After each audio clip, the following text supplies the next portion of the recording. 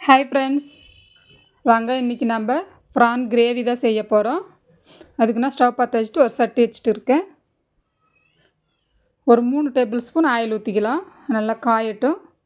காஞ்சதுக்கப்புறம் கொஞ்சம் பட்டை, 3 கிராம்பு, ஒரு ஏலக்காய் போட்டிருக்கேன்.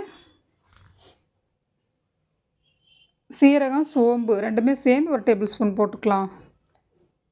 இது 1 கேஜி ப்ரான்கான அளவு தான் போட்டுட்ருக்கேன். கருவேப்பிலை போட்டுக்கலாம்.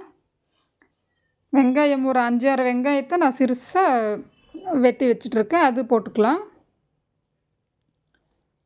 நல்லா ரோஸ்ட் பண்ணிவிட்டு ப்ரானை சேர்த்திக்கலாம். ப்ரான் வந்துட்டு நல்லா க்ளீன் பண்ணி அந்த உள்ளே இருக்கிற நாரெல்லாம் எடுத்துட்டு உப்பு, மஞ்சள் தூளெல்லாம் போட்டு கழுவி வச்சுட்டுருக்கேன். பாருங்கள், போட்டுக்கலாம். நல்லா வதக்கி விட்டுக்கலாம். நல்லா புழு மாதிரி இருக்குது. அப்புறமா ரோஸ்ட் ஆச்சுன்னா அப்படியே அது சுருண்டு வந்துடும், டேஸ்டியாக இருக்கும்.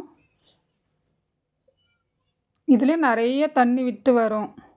நம்ம சால்ட் போட்டு மூடி வச்சிட்டாக்கா நிறைய தண்ணி சிக்கனில் வந்த மாதிரி வரும். சால்ட்டு போட்டு கிளறி விட்டுட்டு நம்ம மூடி போட்டு மூடி வச்சிடலாம். இந்த தண்ணியெல்லாம் வரட்டும். அதுக்குள்ளே நம்ம மசாலா ரெடி பண்ணிக்கலாம். நான் மசாலா அரைச்சி தான் ஊற்ற போகிறேன். ஒரு 10 சின்ன வெங்காயம், 2 தக்காளி, ஒரு 15 பல் பூண்டு, கொஞ்சம் இஞ்சி, கசகசா எடுத்துருக்கேன். இதெல்லாம் நம்ம அரைச்சின்னு வந்துடலாம். பாருங்கள், நல்லா தண்ணி எப்படி வந்திருக்குன்னு பாருங்கள். அப்படியே சுருண்டு நிறைய தண்ணி விட்டு வந்திருக்குது. மசாலா ஊற்றிக்கலாம். நல்லா மசாலா ஊற்றி நல்லா பச்சை வாசனை போகிற மாதிரி நல்லா கிளறி விட்டு நம்ம மிளகாய் தூள், தனியாத்தூள், வெறும் மிளகாய் தூள், மஞ்சள் தூள் போட்டுக்கலாம். மிளகாய் தூள், தனியாத்தூள் 2 ஸ்பூன் போட்டிருக்கேன். 1 டேபிள் ஸ்பூன் வெறும் மிளகாய் தூள், அது காரம் இருக்காது, அது கலருக்காக தான். கொஞ்சம் மஞ்சள் தூள் போட்டு நல்லா கிளறி விட்டு பச்சை வாசனை போகிற வரையும் நம்ம குக் பண்ணிக்கலாம். ரொம்ப நேரம் வேகாது, சீக்கிரமாக வெந்துடும். சிக்கன் வேகிற நேரம் டைம் கூட எடுக்காது இது வேகிறதுக்கு. தொக்கு மாதிரி வச்சாலுமே டேஸ்ட்டாக இருக்கும். நான் கிரேவி வேணுன்றதுனால நான் மசாலா அரைச்சி ஊற்றிக்கிறேன். இப்போ நம்ம ராகி இட்லி தான் ஊற்ற போகிறோம். நல்ல மாவு புளிச்சு வந்துருக்கு பாருங்கள். இட்லி ஊற்றி வச்சிடலாம். கிரேவி ரெடி ஆயிடுச்சு.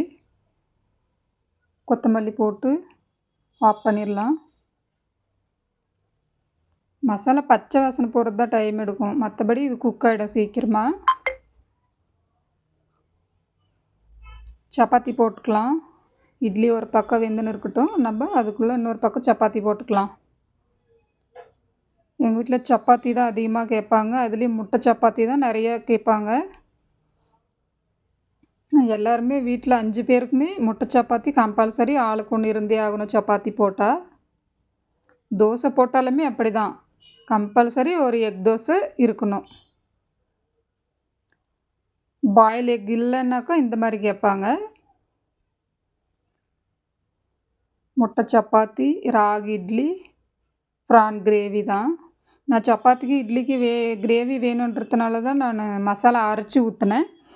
இல்லைன்னா நம்ம அப்படியே தக்காளி தொக்கு மாதிரி வச்சாலுமே நல்லா டேஸ்டியாக இருக்கும். 4-5 பேருக்கு வேணுன்றதுனால தான் மசாலா அரைச்சி கொஞ்சம் கிரேவி சேர்த்து வச்சுருக்கேன். எங்கள் நடுப்பையனோட ஃப்ரெண்ட்ஸு கேட்டாங்க, ஆண்டி ப்ரான் கிரேவி செஞ்சு போடுங்கன்னு சொல்லிட்டு கமெண்ட்டில். அவங்களுக்காக ரெடி பண்ணியாச்சு. எங்கள் பசங்க இப்போது ஸ்கூல் விட்டு வர நேரம் ஆச்சு. அதுக்குள்ளே இட்லி, கிரேவி, சப்பாத்தி ரெடி ஆயிடுச்சு. வரும்போதே ஸ்மெல் பிடிச்சின்னு வருவாங்க, என்ன ஸ்பெஷலான்னு சொல்லிட்டு.